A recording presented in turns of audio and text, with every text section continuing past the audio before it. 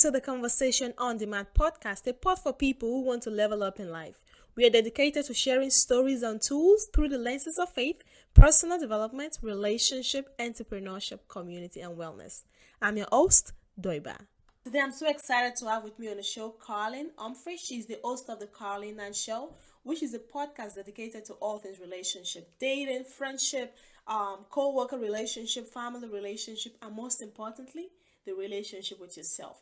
Carlene, the reason I wanted you to shed some light on this episode was because this is your area, first and foremost, and also because right now the times have changed. We're having to change the way we do friendship. We're having to change the way we do dating, obviously. So how are you seeing that people are showing up and doing relationship better? Or how are people suffering in relationship? Let's start from there. Has it been the same for you? Yeah, I think we are definitely spending less time having that human interaction because I'm here in Canada and you're in the States, and I think the same thing applies for the rest of the world.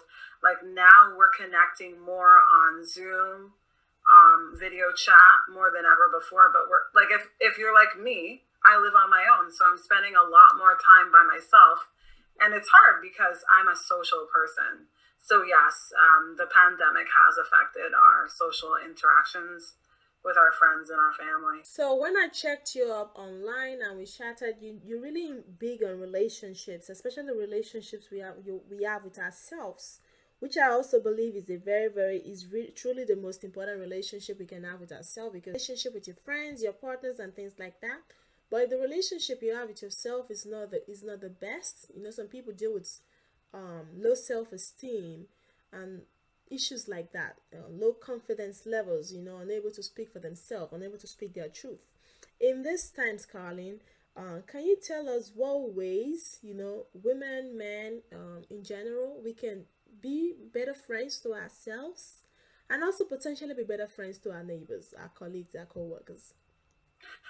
That's a great question, Doiba. Thank you so much for asking that. I think I struggle with it at first, but I think the one thing that we need to do is, if you need help, I was talking to someone about this earlier today. If you need help, you should ask for help. Don't be afraid to ask your friends or your families, people who make you feel safe, for help, because we're struggling. It's hard to spend so much time inside. We're not used to doing that. And the only thing that we can do is we can go outside to get, fresh air, to work out, to do essentials like, running your errands every day. But I think the one thing that you can do for yourself every day is to try and keep a routine. I'm trying so hard to do that, Doiba. It's been a struggle with myself, just waking up the same time every day. Because if you're not working and you're not, if anyone's listening to this and they're not working right now, that's the hardest thing. Having a routine when you're not working by yourself. But another thing, your mental health is more important than anything else. And if you need time away from your friends and your family to focus on you, you need to do that. I realized last year when we were in the first lockdown that I was there every day in and out helping my friends, Doiba. And it took a toll on me because I'm helping them, but I'm also getting stressed out, because I can't do everything I can to help that person because all they want me to do is listen. So we have to figure out, put boundaries on certain relationships that you have with your friends and your family. If you can't be there every day, tell them that you can't be there. Yeah. And they need to understand. Can you speak more into what boundaries look like? Because I've seen a lot of people that look at boundaries in a negative light. They say oh, you're just being strict. But I believe that boundaries are there to protect me and also protect the people I care about, so I can, show up as my best self. Can you describe what healthy boundaries look like, Charlie? Yeah, what healthy boundaries look like if you were talking on the phone every day, maybe it's time that we talk once a week. I'll call you on Friday. I'll call you on Saturday when I have time. Because there's only so much time in a day. And if you're spending hours on the phone, I was doing that before. I was talking to 2 friends every day that have mental health issues, and I was trying my best to help them and help myself, and I was spending more time helping them when I have school. I was in summer school, I have my own podcast, right? And just like you're a fellow podcaster. When you're working full time and you have obligations, and then other things start to suffer, right? So when I say boundaries, like, try and do it communicate in the best way possible, because you don't want to sound harsh too, but you do have to explain to them, like, I need more time to work on certain things in my life so that I can be a better person. So we need to step back. Maybe I'll call you once a week or twice a week. Or something. Yeah. Whatever boundaries works for you. Everybody has different boundaries. Everybody is different. Some people can handle more than others, right? Like, I have a family member, she talks to her brother every day. Whenever he calls, she picks up his call if she can. Right? So whatever boundaries works for you, that person, if they care about you, they should understand. Because if they don't understand, Doiba, then maybe that person shouldn't be in your life anymore. Because we're supposed to help each other, not make things harder. Definitely.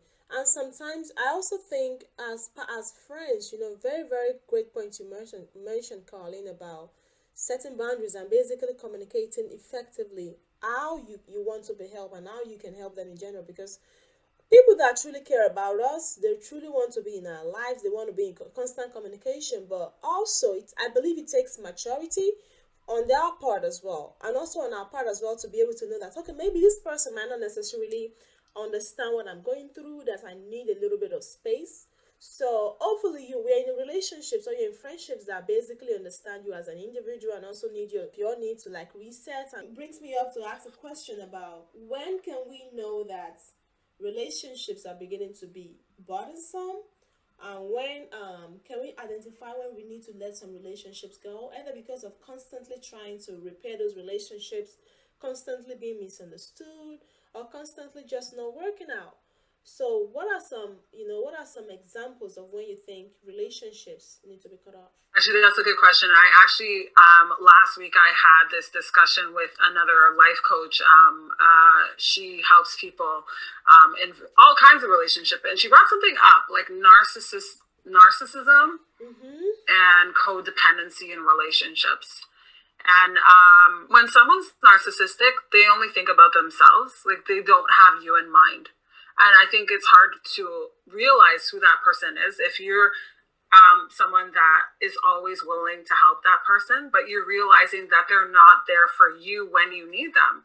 At the end of the day, certain relationships have, like, either that person is there for a season or for a lifetime. But I think when you realize that you and that person don't have the same morals and the same value systems. Like, say, me and you, Doiba, like, we're really good friends, but then I realized that I don't like opinion on this. Like, our morals and our values are not in the same place. Then it probably is not going to work. Like, I'm going to have to be like, you know what, maybe this is not a good friendship for me, because at the end of the day, the friendship is supposed to help me. We're supposed to help each other. Like, if I'm having a bad day and I can call you and talk to you, then that's a good friendship. Like, a good friendship is like any relationship. There's going to be ups and downs, hopefully more ups than downs, right?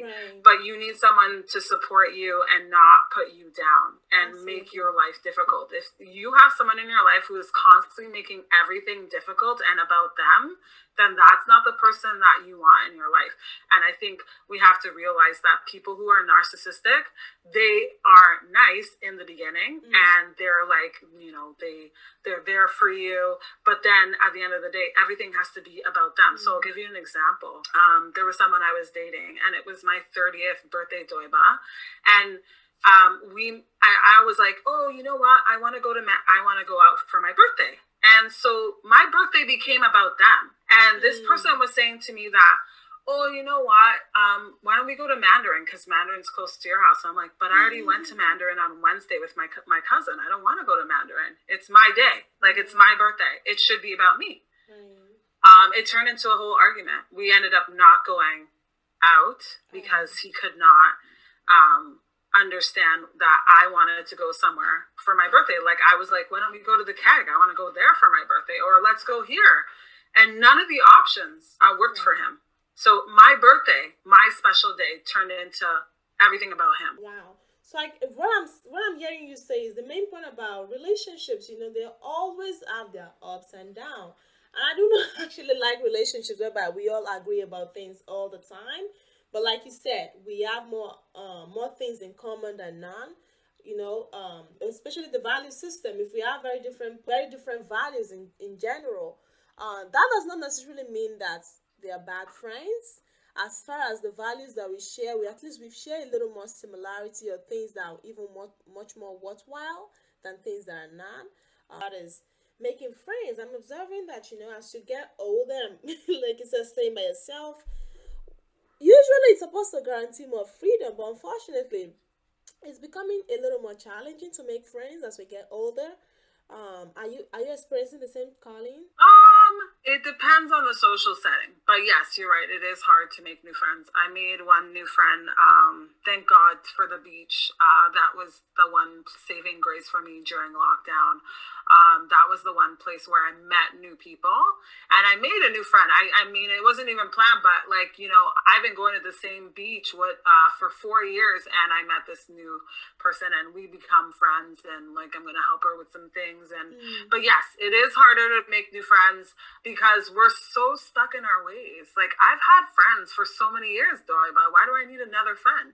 But you're right, though. We like now more than ever. I wish I had a new friend because I'm spending all this time with myself. Like I cook dinner by myself. I have dinner by myself. Go for walks by myself. Like all this time that you're spending on your own. And then I'm like, well, maybe I do need a new friend that lives in the same area as me because I've moved to a different area, further away from some of my friends. But with all the restrictions right now, yes, it would help. It would be nice to have a new friend. Yeah. But learning new personalities too, What do you right? mean by that? Different personalities or. Learning new personalities, is it like something you're intentionally doing, or I'm talking to someone now who's like a new friend. oh, okay. And he lives in the East End and I live in the West, and our personalities are a little bit different. Like he's sharing all this stuff that I normally wouldn't do, so that's a different personality set. And like some of his, like we'll be talking about something and then it seems like he's not paying attention, but he is. He just doesn't respond the same way that I'm used to, right? So that's a different personality. I don't know if he has any mental health concerns or whatever, but his personality is very different than what I'm used to, right? But yeah, everyone is different. Like I'm really bubbly and I'm really chatty, where some people are very quiet, right? Right. Or listen, like they like to listen, right? Right. They And don't have a lot to there's nothing say. wrong in any of those personalities, by the way. Yeah. No, there's nothing wrong with them. Yeah. But everybody, that's what makes you unique. That's what makes me Carlene and you Doiba, right? Like we're different people, different personalities. So I guess as we continue to grow older, as far as we still have the inner child to continue to learn and grow and expand and evolve. It's a good place to be, and also especially You're with right, yeah. but sorry to cut you. But you're right about as we get older, it is harder because we're not in those social settings where when you're younger, like you're in university, or you started a new job where you're meeting new people. But if you're older and you're already working somewhere for like you've been working for this company for 5 years, how are you meeting new people? Unless you're going to new like events where the opportunity arises to meet new people, it is harder because it's like, well, I don't know. I'm in my 30s and I've had friends that I've known for 17 years. So like, where do I meet new people now? Where are you meeting new people? Online, pretty much, right? Right? So Online, unfortunately for COVID, of course, we can't really be out there. Online bookstores, coffee shops, and I think we just need to normalize, talking to strangers. And I know you also like talking about relationship with strangers.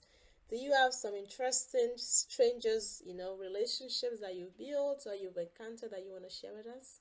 Yeah, I'll give you an example. Yeah. Today, it's not a relationship, or is that someone I just met? I think I can And I take just ended either. up. I can take either if you have any examples for either. If it's just a Oh, platonic okay. friendship, a romantic Yeah, friendship, sure. I think Yeah, it'll be juicy. Yeah, I think, well, for me, people always come up to me when I'm out and about, like more or less on transit. So Okay, so recently, like today, I'll give you an example. I was walking, I just grabbed a coffee from the coffee shop, Tim Hortons, and I was walking, and this guy was like, "Oh, are you going to the gym? Are you coming from the gym? Because I'm wearing sporty wear, right? I'm wearing my running shoes, my tights, t-shirt, so I look like I'm going to the gym." But I'm like, "Well, the gym isn't open." And then he's like, "Well, you know what? When the gym opens, we should go together." I'm like, "Yeah, we could definitely do that." He's like, "Are you going to be going to the gym?" He's like, "Are you going to be going to the gym here?" Because in that same plaza, the mall area, the little small plaza, there is a gym there. And I'm like, "Yeah, yeah." So, I mean, for me, obviously, he's trying to talk to me. But that's a case in point of a stranger coming out, talking to me. But as far as relationships with strangers are concerned, I do have to say this. I've lucked out. I was using a dating app to meet someone. I ended up meeting someone, but the relationship has turned into a friendship. Like, I talk to him every day or every other day, and I met him based on like his ad, and he was like, this is what he wants in someone that he's gonna date. But our relationship has been us talking every day. We have video chats and everything, and he's a really nice person, but I feel like it's turned into a friendship. Like, this is someone that's going to be my friend. Like, I could tell them about my dating stories, and he tells me about his, and then I give him advice. And this is all from me being on OkCupid. And I got to give it to you. Like, some of these online portals, like, it's hit and miss. But yeah, I've made some good friends. Like, one of my good friends that we go on road trips, I met him on OkCupid. And that started off as us dating.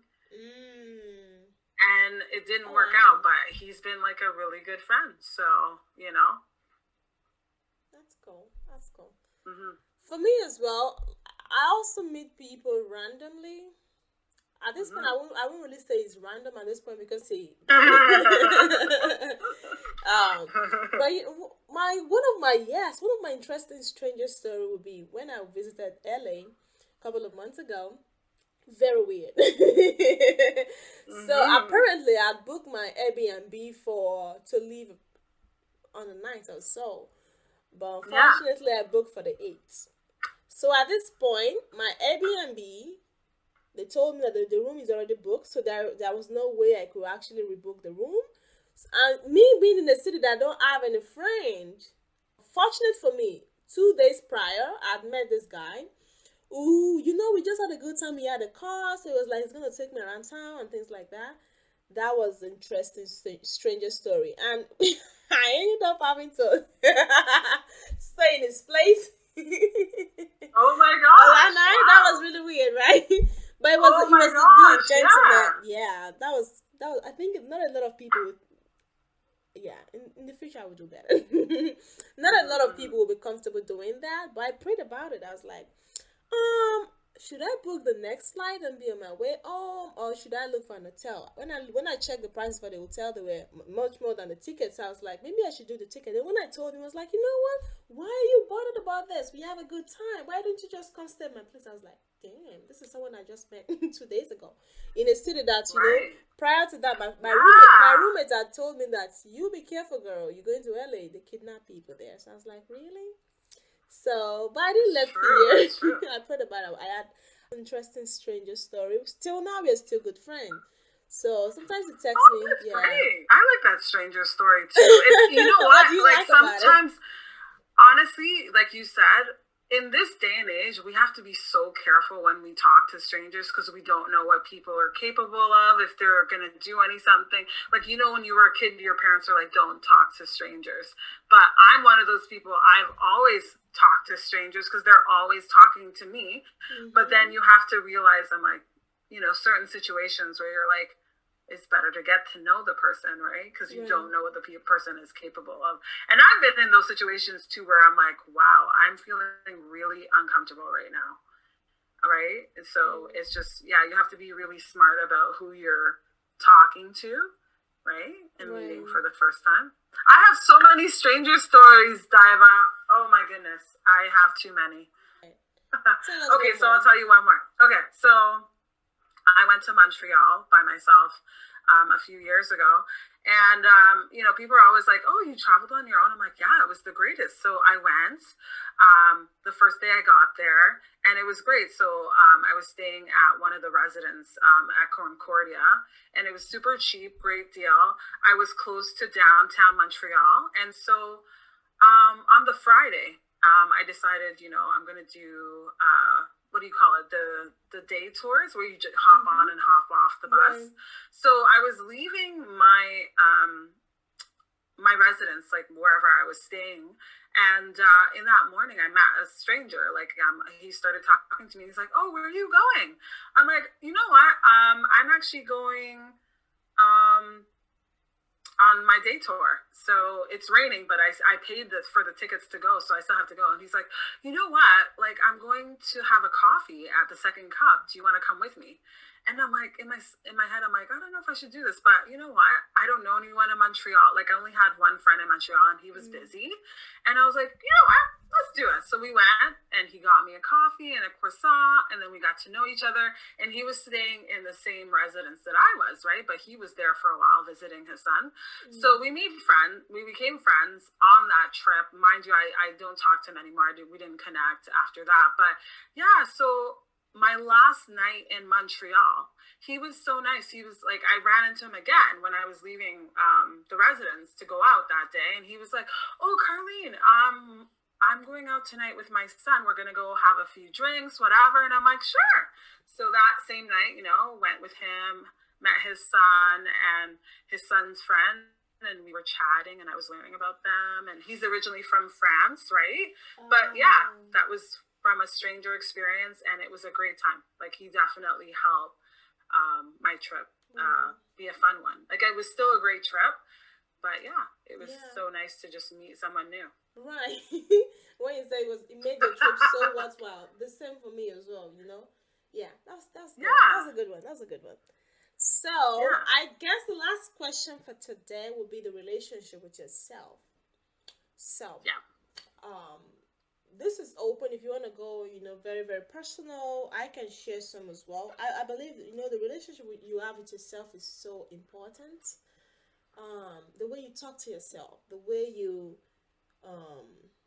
think about yourself, the way you present yourself, the way you show up in the world, the way you believe yourself is so important. And I think it's not something that is done just in one setting or just by one motivational speaking or listening to inspirational messages. It's something that you daily have to do. And as you continue to do so, it become an habit, it become a ritual for you to like talk to yourself nicely. You deserve, right now we're saying we deserve luxury. In the past, some people used to like think, oh, you saying that it's just being vain. No, you work so hard, you deserve a life that you enjoy.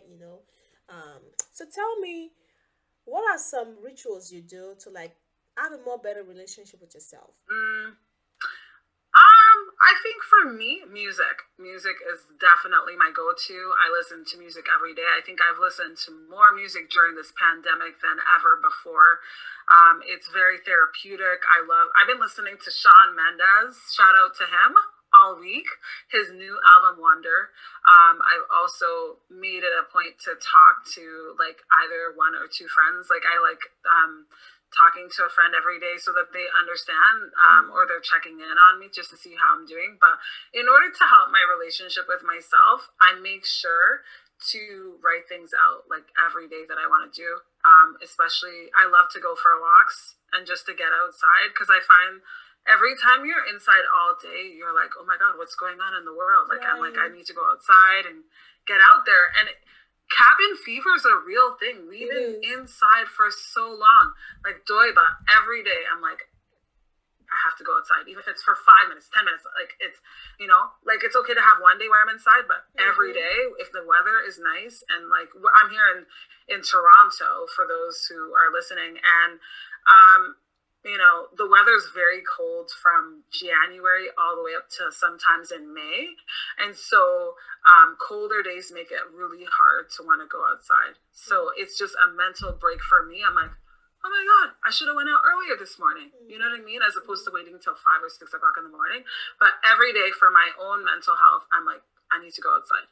Another thing is I have a therapist. I talk to her when I'm having rough times. I think it's good for me. It has helped me progress and get to where I am. And I think it's important to take care of your mental health. I talk about it more now than I did before.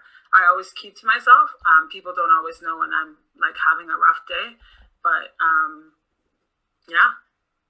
And trying to sleep, getting a better sleep routine. Yes, but I mean, I'm a night Doiba, I am a night owl. If I don't have to go to bed early, even when I was working 9 to 5, girl, I am up till midnight. I'm like, one more episode. You know, I love Netflix. So right now, I've been watching old episodes on Netflix, you know, watching at least one show a night and cooking. Oh my gosh, girl, I have started cooking a little bit more. I used to cook like once a week, twice a week, and then, but yeah, last year it was great. I haven't done it this year, but I ordered from Chef's Plate, and then they send you all the ingredients and you make like something different. I'm like, this is so cool. Like I've never would have done this before, but yeah. I usually love to cook as well. You know, it's very. I do similar to what some of the things you do. Of course, I keep a journal. I pray in the morning. You know, I do my little mini workout in the morning. Just keep myself, you know, in a good mood. I go outside as much as I could when I'm working from home. It's been hard. It's hard to keep at it. But keep motivated, right? Yeah. Right. So, and also, I also have a therapist, which I think is very, very important right now. And I'm very happy that right now we are taking off the stigma around mental health. Some people, I really, something really resonated when you said when you're having a rough day. I believe that even before you have a rough day, yeah, check in with your therapist. Just because you're having a good day doesn't mean you shouldn't speak with someone that could help. Sometimes it's even in those midst of joys and, you know, happiness that you need to, you know. So, for anyone listening out there, you don't have to wait until you're bad or your mental health is rough before you see a therapist. Please, sometimes, even when you're having a good day or in a good season, it's also encouraging that you see a mental health therapist or something like that. What are the other things I do? I have a very small circle of friends, and I'm not really open about my personal business like that. So, but the people I'm very close with, I do share. Also, I believe that, you know, in relationship, it's not possible for you to do life alone. Even if you try, you're gonna break down, and I'm not interested in breaking down. So I try to share as much as I could, and also tell people how they can support me, and also for them as well. How can I support you? That really brings me some comfort, some encouragement. So that's the relationship I have with myself. You know, prayer always help. Prayer always help me. So yes, for sure. Yeah. If you're not, like, not everybody is religious. I'm not very religious, but I do believe in the power of prayer. I think in so many times prayer has helped me in more ways than not helped me. And music and prayer and just, you know, acknowledging yourself. It's a journey. It is a journey. 8 years to get my focus back. Like, we go through like this roller coaster ride, and you know, the one thing I want to share with your listeners is this: time is important, and like, we don't make the time. We're like, oh my God, I have work, I have this, and we need to make the time for important things. And I was given the time last year, and I was been given the time again this year, and we have to take advantage of the time, because if we don't take advantage of it, it had nothing to do with time, Doiba. Like I said to myself, I read a quote, and they're like, you know, during this pandemic, if you have time to work on that goal, to work on that show that you wanted to work on, to do that collage that you wanted to work on, do it now. Because if you don't do it now, it had nothing to do with time. Right. Has everything to do time is slipping away. You know. It is. This is awesome. This has been good. Juicy too. So, but where can people find you, Carlene? Right? Oh my God, I'm on social media just like you, girl. Anyways, you know what, Doiba, thank you so much for having me on the show. I'm so happy to be here. This is my first appearance on a podcast, so thank you again for the opportunity. You can find me on Twitter, Diva on the Radio. You can also find me on Instagram, Diva on the Radio with 2 I's, so DIIVA on the radio. And I'm also on Facebook. I have a Facebook page as well, facebook.com/Diva on the Radio. And yeah, you can listen to my podcast. It's called Carlene Tonight. And yeah, I talk about relationships, and I've been focusing on mental health because I think there's a stigma associated with it, but we need to talk about it more. So, Awesome, awesome. By the way, thank you so much for taking your time to be here, Carlene. I had a good time. I'm very sure the audience is gonna love this episode. Just leave your reviews. You know how this episode blessed you, encouraged you. We love to hear that. Thank you so much, my friend. You were really brilliant on this show. Thank you so much. I really adore you. Thank you for coming. And I look forward to, more conversation around these topics about relationship. Okay? yeah. Thank you, Doiba. It's welcome. been great. Wow, that was such a beautiful conversation we just had with Carlene. She's brilliant. She did an amazing job on shedding light on a lot of the questions. And I hope you guys are loving this. I hope you guys enjoy it. Please leave us a review at Convo On Demand is available on all platforms. You can follow me on social media. Instagram, you can follow me at Limi_Amor, LIMMY_AMOUR. On Facebook, you can find me at Doiba Eshofonie, my first and my last name. And yeah, look forward to hearing how you're loving this. Please leave me reviews on all platforms. Talk to you soon. Bye-bye.